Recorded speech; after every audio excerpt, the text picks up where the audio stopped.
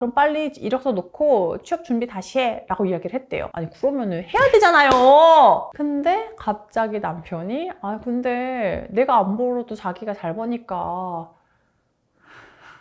라고 얘기하면서 이력서를 안 넣는데요.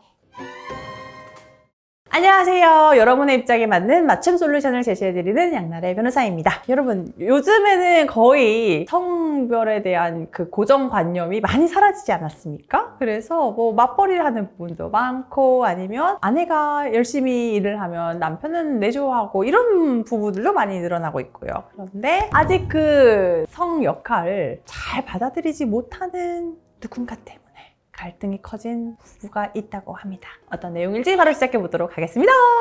네, 우리 사연자분은요, 결혼한 지 이제 2년 된 30대 초반의 아내분이십니다.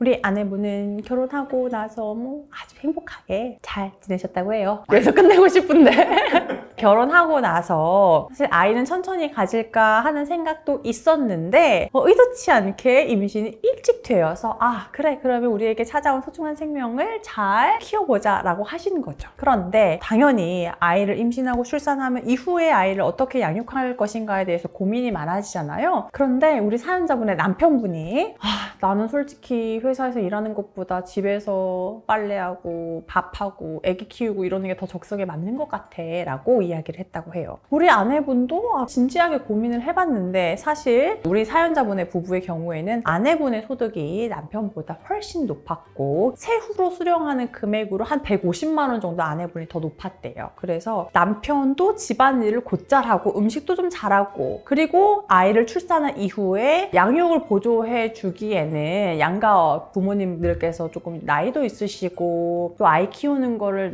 우리는 못 키워준다라고 이야기를 하셨기 때문에 그러면 부부 중 한 사람이 아이를 케어해야 되는데 남편이 또 그런 것도 좋아하는 스타일이라서 그러면 아내인 내가 경제활동을 전담하고 남편이 가사와 육아를 해도 괜찮겠다는 생각을 하셨대요. 그러면 요즘 시대에 꼭 남편이 일하고 아내가 집안일 하라는 법은 없지 생각을 해서 두 분은 남편이 퇴직하고 집안일을 하고 우리 아내분이 경제활동을 하기로 한 겁니다. 그래서 처음에는요 아무런 문제가 없었대요. 왜냐면 남편분이 워낙에 꼼꼼하게 뭐 유아용 카시트 이런 거 살 때에도 진짜 엑셀로 딱딱 정리해가지고 최저가 뭐 나 이걸로 살게 이렇게 하고 요리하는 것도 너무 좋아해가지고 맨날 자기 뭐 먹고 싶어 하면서 내가 오늘은 뭐 해줄게 해서 막 사진 찍고 좋겠는데? 그렇게 너무나 자기도 집안일을 즐겨서 하고 적성에 맞아 하고 아내분도 나도 그런 거 잘 못하는데 남편이 해주니까 너무 좋다라고 생각을 해서 좋았던 거죠. 그런데 무슨 문제가 있었느냐? 시어머니가 등장합니다. 이제 시어머니가 주말에 연락을 한 거예요. 우리 아들 요즘에 회사 생활하느라 힘들지는 않니? 라고 이렇게 이야기를 했는데 두 분이 이제 어떻게 얘기를 할까 하다가 이제 남편분이 엄마 나 사실은 회사 그만뒀어. 내가 나래보다 돈도 못 벌고 나는 집에서 이렇게 하는 게 좀 맞는 것 같아. 그래서 회사 그만뒀고 내가 집에서 살림하고 애들 볼 거야 라고 이야기를 했죠. 근데 갑자기 시어머니가 이제 난리가 난 겁니다. 남자가 집에서 있으면은 뭐가 되냐.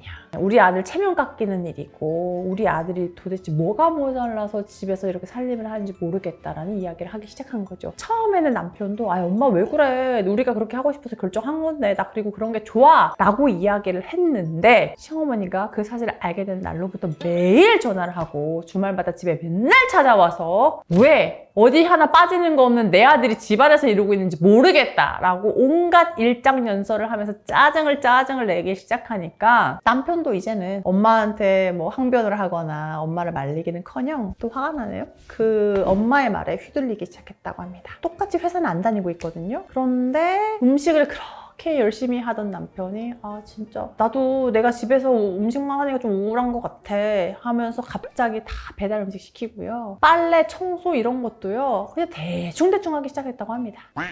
화가 나네요.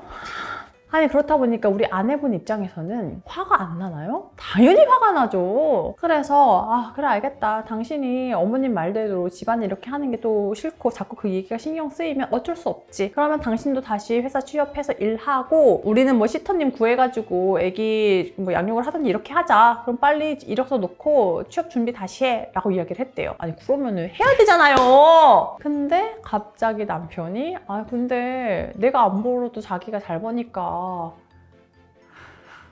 라고 얘기하면서 이력서를 안 넣었는데요. 우리 아내분 보살 아니십니까? 다빈 PD님! 우리 PD가 새로 왔어요! 여자 PD님이 맞거든요? 남편이 그러면 어떻게 할 거예요? 이혼해야죠. 이혼해야죠! 나도! 아, 미친 거 아니야? 아니, 진짜 100번 양보해서 엄마가 하도 잔소리 해가지고 흔들릴 수 있어. 그러면 원래대로 일을 해야지! 집안일도 안 하고 애도 안 보는데 갑자기 집에서 눌러내. 그건 뭔 소리야! 약속을 했잖아요, 부부 사이에. 같이 하기로. 그래서 이런 상황이랍니다. 그래서 우리 사연자분은 이게 이혼 사유가 되는지, 어찌되었던 남편이 회사를 그만두게 된 것은 합의하에 그렇게 하긴 한 것이라서 지금 또 일을 안 하는 게 남편의 유책이 될 수 있을지 궁금하다. 자기도 너무 답답해가지고 화병이 나서 죽을 것 같다. 이렇게 사연을 보내주셨습니다.